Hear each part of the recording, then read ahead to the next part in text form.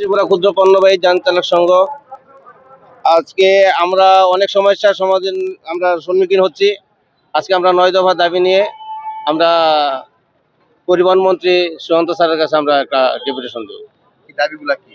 দাবিগুলা হচ্ছে আমাদের মধ্যে যেমন ফিটনেস ফাইন যেটা এটা আমাদের জন্য মকুব করার, প্রত্যেক দিন যে 50 টাকার একটা ফাইন, ওইটার মধ্যে একটা দাবি আছে। তারপর আছে আপনার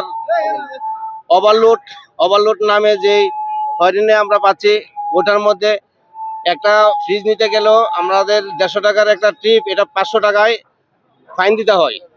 ওইটার জন্য একটা দাবি থাকবো। আর আরো দাবি আছে বিভিন্ন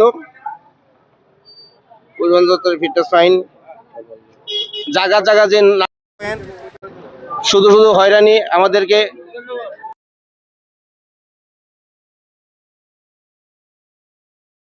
আমাদের স্যারের কাছে যে এইভাবে হয়রানি যাতে না করে, টমটম